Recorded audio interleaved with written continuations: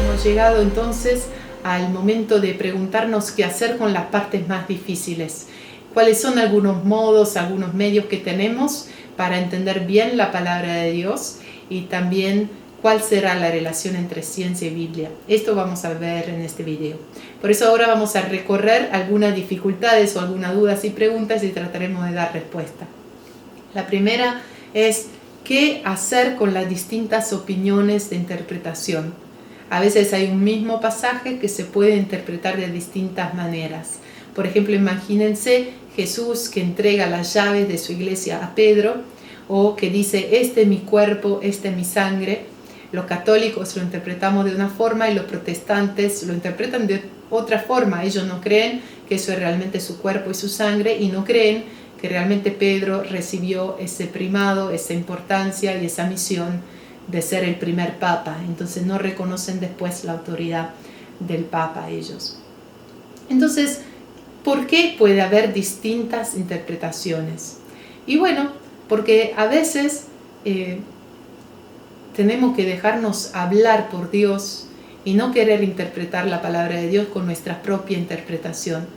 Lo que pasa es que, como le decía, a veces hay una interpretación que tenemos que recibir por fe de lo que saben, mientras que cuando queremos poner nuestras interpretaciones, ahí empezamos a no estar de acuerdo. Entonces es muy importante confiar en la autoridad de la iglesia, en lo que la iglesia enseña, para tener unidad y poder creer lo mismo también con certeza. No pasa así con los protestantes, por eso hay tantas iglesias distintas, porque justamente entre ellos no pueden ponerse tanto de acuerdo a veces, y en algunas materias, en algunas interpretaciones, difieren también adentro de los mismos protestantes. Y esto es porque no tienen como una autoridad común y fuerte como la tenemos nosotros, que es la iglesia, es que entonces asegura la interpretación correcta.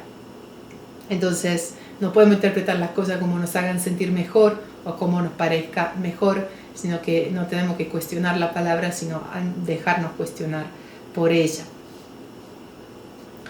¿Qué hacer con los pasajes de difícil comprensión?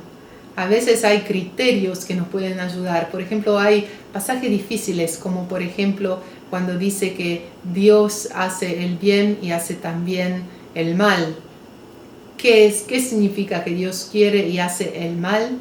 O que Dios está enojado, que Dios se venga, se enoja con nosotros, o que Dios se olvida de nosotros. Por ejemplo, el Salmo, te has olvidado de nosotros, oh Dios.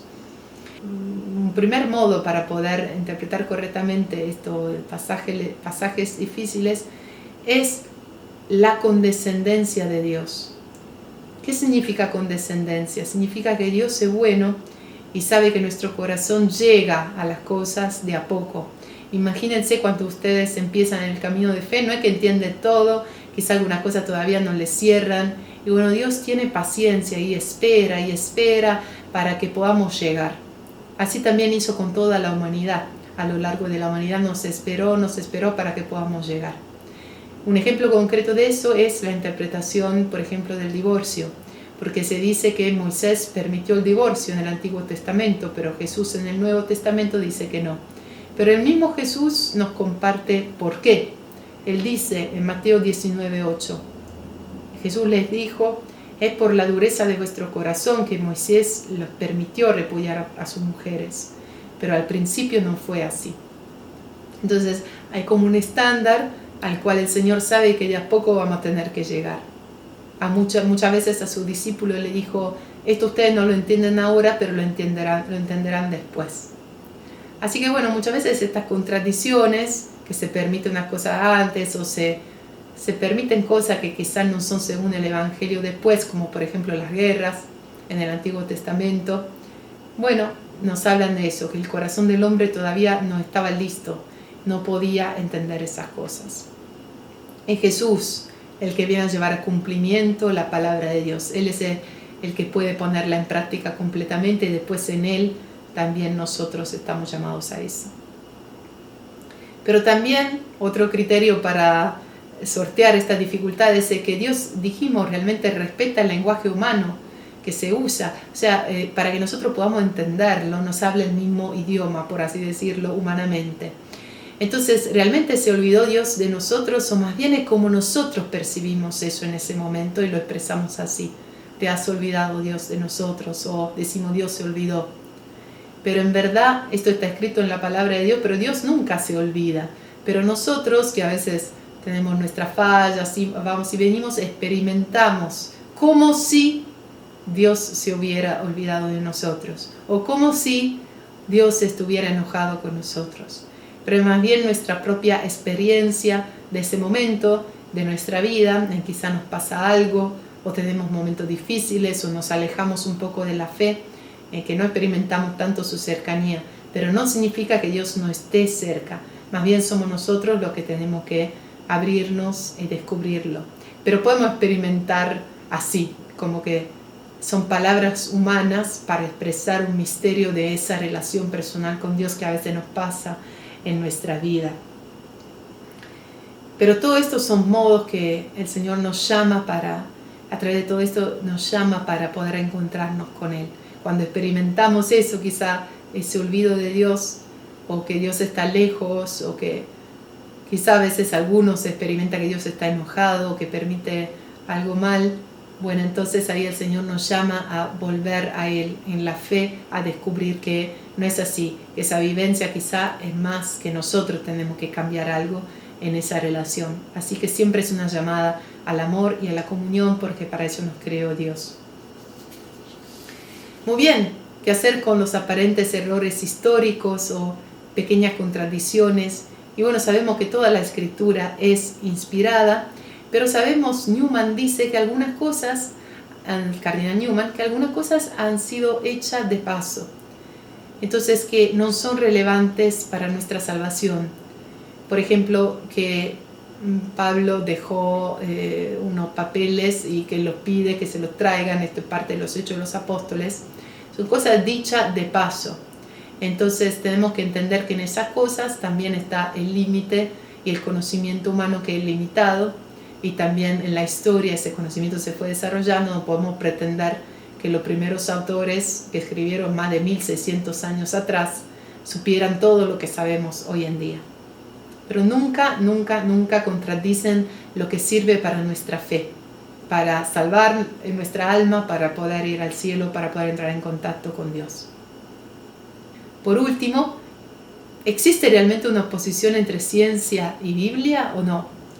Hemos escuchado distintas opiniones, seguro, quizá en la escuela, quizá hemos leído, quizá nuestros profesores, quizá nuestros amigos o parientes piensan cosas distintas, porque hubo muchas teorías, especialmente después de Darwin, de la evolución, que se metieron y que sugirieron que ciencia y Biblia no pueden estar en reconciliación, sino más bien en una oposición y conflicto.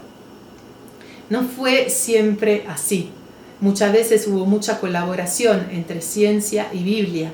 Por ejemplo, el hombre que descubrió el Big Bang y que hizo esta teoría de que todo empezó en un momento preciso y de un átomo preciso, era un sacerdote. Entonces, muchas de las cosas que la ciencia descubre en verdad están en plena consonancia, en comunión con la Biblia, no se contradicen y más, se soportan unos a otros. Entonces, son preguntas que nos hemos hecho desde toda la eternidad. ¿Quién creó este mundo? ¿Para qué? Pero ciencia y Biblia justamente responden a estas dos preguntas de forma distinta. La ciencia quiere saber cómo se fueron desarrollando las cosas y la Biblia quiere preguntar por quién nos creó y para qué, el sentido más profundo de la creación misma.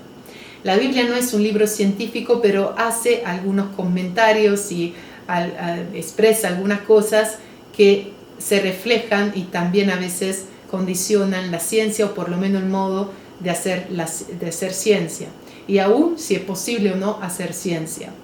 ¿Por qué? Porque para que sea posible hacer la ciencia, tiene que ser posible comprender el universo.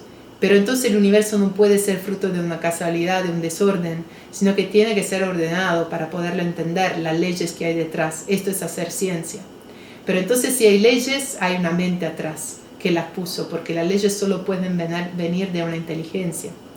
Entonces sabemos que ciencia y Biblia en verdad pueden colaborar y esa colaboración puede ser muy fructífera y no contradictoria. Entonces, realmente algunos sugirieron superar esta oposición con una metáfora que dice que Dios es el autor de dos libros. Uno es el libro de la creación y otro es el libro de la palabra, la Biblia. Estos dos libros son dos expresiones que nos dicen quién es el Creador, quiénes somos nosotros y a qué vamos, para dónde vamos, cuál es el fin de toda la existencia y de toda la creación. Entonces, estas cuestiones más profundas quieren ser respondidas por la ciencia, por la Biblia, y la ciencia quiere descubrir el modo, el cómo todo esto se dio. Hay un texto muy bueno de Benedicto XVI que dice que la Sagrada Escritura presupone una armonía entre la fe y la razón.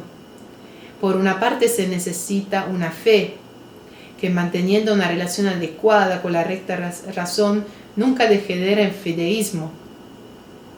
Por otra parte, se necesita una razón que, investigando los elementos históricos presentes en la Biblia, se muestre abierta y no rechace a priori lo que la Biblia propone. Entonces, sabemos que la Biblia y la ciencia en muchos puntos se tocan. Por ejemplo, ¿qué dice la Biblia sobre la naturaleza y qué dice la ciencia? Los dos dicen que hubo un origen común. La vida, por ejemplo, la cuestión de la vida sigue siendo un misterio. En la Biblia se dice que la vida viene de Dios. La ciencia no sabe responder, dice que es un misterio la vida. Darwin habló de la evolución, pero de la especie, pero no habló de la evolución de la vida o del origen de la vida, sino de la especie. Entonces esto nos habla de que realmente hay un misterio, algo que va más allá de nosotros y que la fe nos ayuda a comprender. También sabemos que la creación descubre un orden. La ciencia descubre un orden en la creación, descubre un orden en las cosas, leyes muy precisas. Y la Biblia nos dice que hay un creador, que había caos y que el creador con su palabra pone orden en todas las cosas y las llama a la existencia de la nada. Entonces sabemos que no hay contraposición entre la teoría de la creación y la ciencia, lo que dice la ciencia sobre cómo se originó y cómo se va originando todo, según un orden bien preciso, según una mente, un arquitecto que pensó todo. Sabemos que la ciencia nos dice que hay un perfecto equilibrio en el mundo para que las cosas sean como son, que si se hubiera un poco alguna ley matemática ya la vida no sería posible, ya nosotros no podríamos estar aquí. Y nos dice la Biblia que todo fue creado para el hombre, todo fue creado para nuestra existencia, para nuestra comunión con Dios aquí en esta tierra, para la vida. Entonces sabemos que hay mucho de colaboración que puede haber entre Biblia y ciencia. También hubo mucha oposición, pero ojalá podamos poner al servicio también de esta búsqueda nuestra razón y no dudar, como dice Newman, qué poco hemos de temer, pues, el libre ejercicio de la razón. Qué injuriosa es la sospecha que abrigan hombres religiosos sobre ella, qué verdad tan grande que la naturaleza y la revelación no son más que dos distintas comunicaciones que provienen de la misma verdad infinita. Estos dos libros, el libro de la creación y el libro de las palabras, que revelan quién es el creador y cuál es el fin de toda la creación y que apuntan a esta misma verdad infinita. La verdad es la verdad, dice Newman, y a veces las conclusiones de la ciencia moderna son usadas como armas en contra de la Biblia, pero en verdad no es así. No hay que temer en usar la razón, no hay que temer en preguntar y entender qué colaboración puede haber y qué puntos se pueden tocar, sabiendo que cada uno tiene su objetivo, su campo y su fin. Al final de estos 3 videos podemos decir que nos queda mucho para estudiar y para profundizar, así que ojalá también esto sea una oportunidad para desear más, para crecer más en eso y descubrir mejor más respuesta y para descubrir más la Biblia. Lo que puede dar de sí la Biblia es realmente mucho, mucho más también de lo que hasta ahora hemos conocido por ser algo de Dios, es infinito. Entonces nosotros tenemos que poner también intención en formarnos y en conocerla más, pero especialmente en que ahí nos podamos encontrar con Dios, con la fe y con la razón, con todo lo que somos, con todo nuestro corazón, como ese abismo que llama a ese otro abismo. Y entregamos esto a nuestra Madre, a la Virgen, que ella es la que permitió que esos dos abismos, su corazón y el de Dios, se encontraran y estuvieran en perfecta comunión, la que guardó esas palabras en el corazón, la que la vivió perfectamente. María guardaba todas las cosas en su corazón. Que podamos meditar tu palabra, Señor, crecer y conocerla más. También al final de este video tienen un texto y algunas preguntas para compartir. Muchas gracias y espero que esto pueda dar pie a más interés y a profundizar mejor todos estos temas.